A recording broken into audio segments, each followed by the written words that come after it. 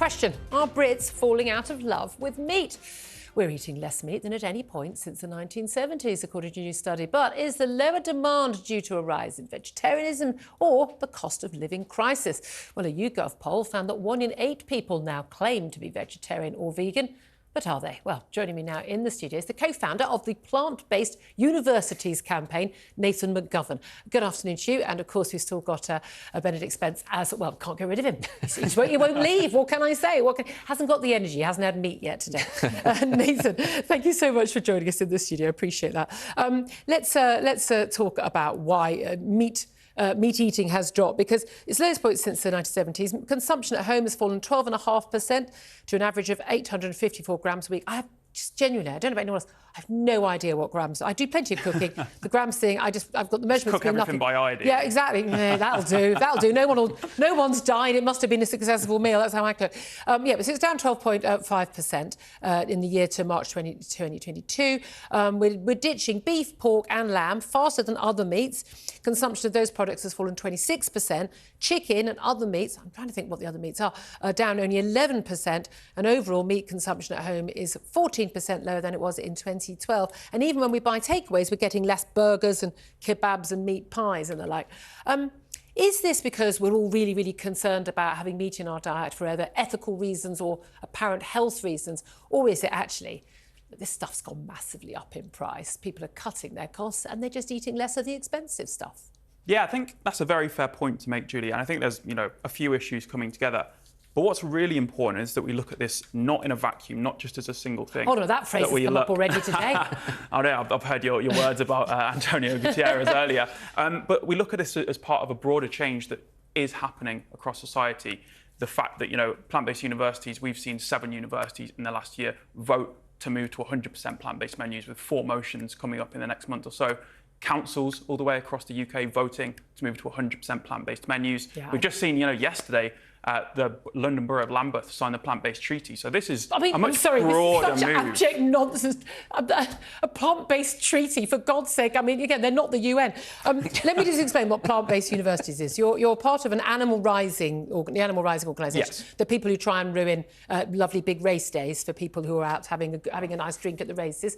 I include saving horse lives would be a better way to put it. Okay, that's what you think, but you're putting them at risk by being there in front of the horses. I was there at Epsom when they were running in front of where the horses were going to go. You've called on universities to transition to 100%, you say, just and sustainable plant-based catering to tackle the climate and nature crises. Okay, I don't accept there are crises of those kind either. But, OK, it's an argument, I can understand from your point of view, to say to people, we think that this is a more ethical way of eating. We don't think you should be eating animals, whether it's for moral reasons about animals or whether it's because you think there's a climate catastrophe coming. Whatever hysteria we're on this week. OK, with all due respect, let's call it what it is. It's not. It is hysteria. But telling universities or a local council, you must stop serving, or you must vote to stop serving meat to the majority of people in this country, and at each university and at each council and among their staff, who eat meat or fish and enjoy it. I mean, who the hell do you think you are? Well, with this campaign in particular, it is driven by students, driven by this bottom-up grassroots movement. The vast majority of students eat meat. So why would the vast majority of students vote for a plant-based, non-meat diet? It's a load of activists in the Students' Union, about 8 people who've got no mates, haven't got a girlfriend or a boyfriend, and this is what they do to make themselves feel important. We're all of us at uni, we know those people, OK, and then they go on and become MPs, and no one likes them then either. And they have these campaigns, busybodying on other people's lives. What this is fundamentally about is that institutions aligning what they're actually doing with their research. I mean, you've already made it very clear, Julia, that you don't think there's a climate emergency, climate crisis, whatever you want to call it. We can dispute that. But universities are proving and showing that there's vast amounts of evidence supporting the idea that a plant-based food system, a totally plant-based food system, is the most sustainable way to eat. And this isn't even if we just talk about the environment. This is talking about feeding the world's growing population.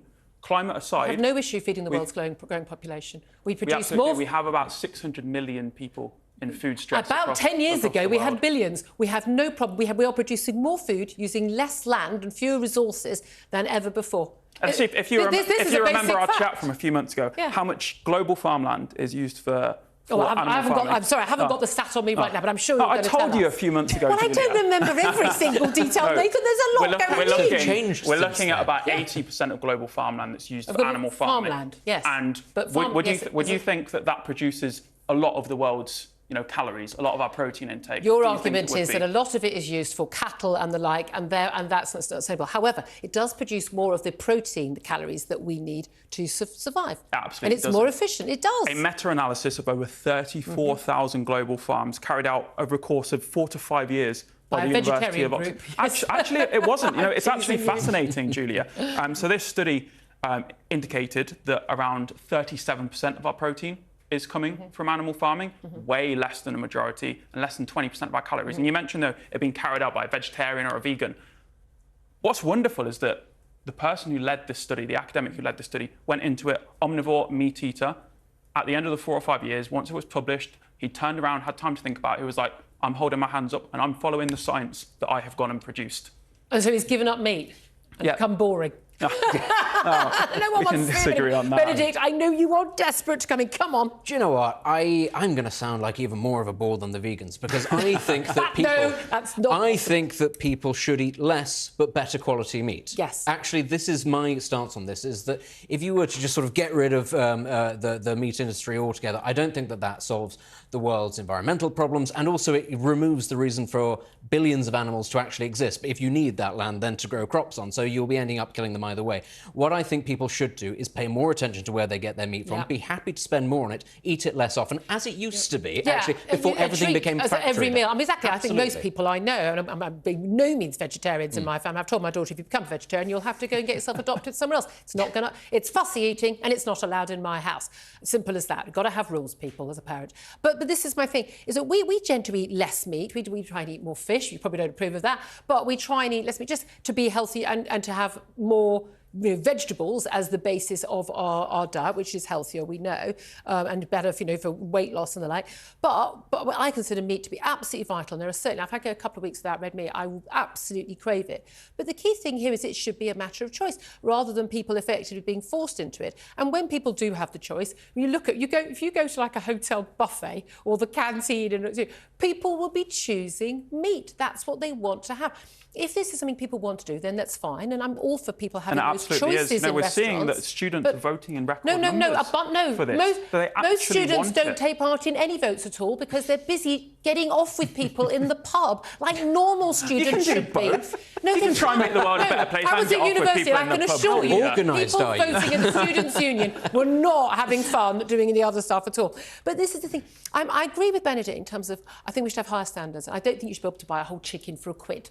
I think we need to be keeping animals in much better conditions, and that will therefore increase the cost. I think we should be paying more, and the supermarket should be paying more. We need much higher ethical standards. I absolutely agree with that. But I don't have an ethical problem with eating meat, and I certainly don't. I know for a fact there isn't a climate emergency around people eating meat, as long as it's part of a healthy, balanced diet.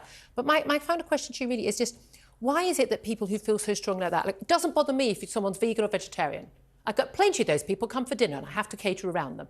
Why is it that people who are on that side of the debate feel the need to tell us what to do?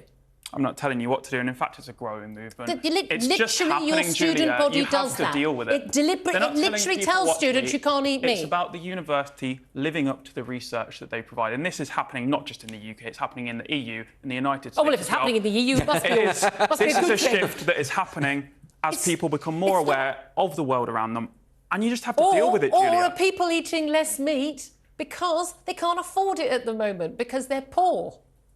Because we're spending a load of money on net zero nonsense in our taxes and because of this climate hysteria? Absolutely not. If we look at, Beyond Meat, for example, their stocks dropped this year, less people eating that. But supermarket own brand ranges they're shouting at me in my ear. We're going to have to win. We could do the next hour on this, I can assure you. Nathan, I really appreciate you joining us, Nathan McGovern.